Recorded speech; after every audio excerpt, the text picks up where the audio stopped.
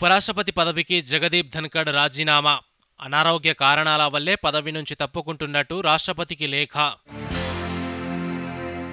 జగదీప్ ధన్కడ్ తన రాజీనామాను ఉపసంహరించుకోవాలన్న కాంగ్రెస్ నిర్ణయాన్ని వెనక్కి తీసుకునేలా ఒప్పించాలని ప్రధానిని కోరిన జైరాం రమేష్. పార్లమెంట్ సమావేశాల్లో ఆపరేషన్ సింధూర్పై చర్చించాలని బిజినెస్ అడ్వైజరీ కమిటీ నిర్ణయం. 16 గంటల పాటు చర్చించనున్న లోక్సభ.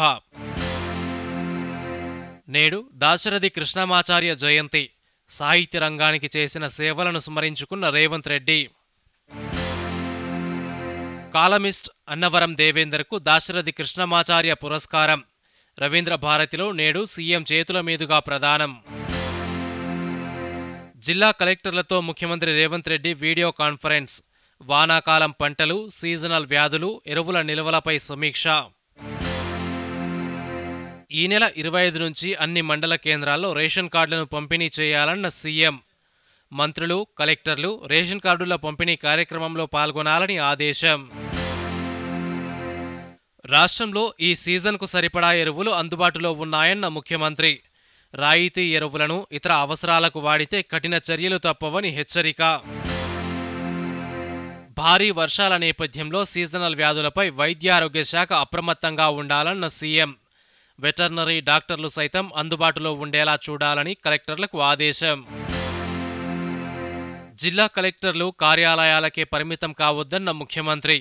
క్షేత్రస్థాయిలో పర్యటించి రోజువారీ నివేదికలు అందజేయాలని ఆదేశం.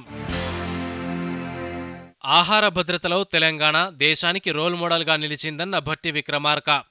రాష్ట్రంలో జోడెద్దుల్లా అభివృద్ధి, సంక్షేమం పరుగులు పెడుతోందన్న ఉప ముఖ్యమంత్రి. సాధ్యం కాదని తెలిసే బీసీ రిజర్వేషన్ బిల్లును తీసుకొచ్చారన్న ఎన్ రామచంద్రరావు. మతపరమైన రిజర్వేషన్లకు తాము వ్యతిరేకమని తెలంగాణ బీజేపీ చీఫ్ స్పష్టీకరణ. బీజేపీ జాతీయ అధ్యక్షుడు జేపీ నడ్డాతో నేడు ఎన్ రామచంద్రరావు భేటీ.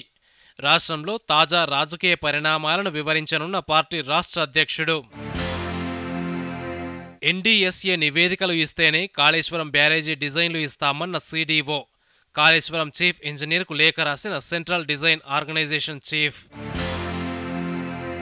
రేపు విద్యాసంస్థల బంద్కు ఏఐఎస్ఎఫ్, ఎస్ఎఫ్ఐ, పీడీఎస్యూల పిలుపు.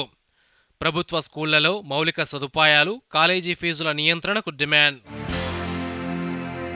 నేడు టెట్ ఫలితాలు. ఉదయం 11 గంటలకు విడుదల చేయనున్న విద్యాశాఖ కార్యదర్శి యోగితా రాణా. నేటి నుంచి నీట్ యూజీ కౌన్సిలింగ్ రిజిస్ట్రేషన్. ఈ నెల 28వ తేదీ వరకు అవకాశం. 29, 30వ తేదీల్లో సీట్ల కేటాయింపు. భారత్, ఇంగ్లాండ్ మహిళా జట్ల మధ్య నేడు నిర్ణయాత్మక వన్డే మ్యాచ్. 3 మ్యాచ్ల సిరీస్లో చెరో పాయింట్తో సమంగా నిలిచిన ఇరు జట్లు. ఫిడే మహిళల చెస్ వరల్డ్ కప్లో సెమీస్కు చేరుకున్న దివ్యా దేశ్ముఖ్. క్వార్టర్ ఫైనల్లో దివ్యా చేతిలో ఓడిన ద్రోణవల్లి హారిక. ఈ నెల 26 వరకు రాష్ట్ర వ్యాప్తంగా భారీ వర్షాలు కురిసే అవకాశం. పలు జిల్లాలకు ఎల్లో, ఆరెంజ్ అలర్ట్ జారీ చేసిన హైదరాబాద్ వాతావరణ శాఖ.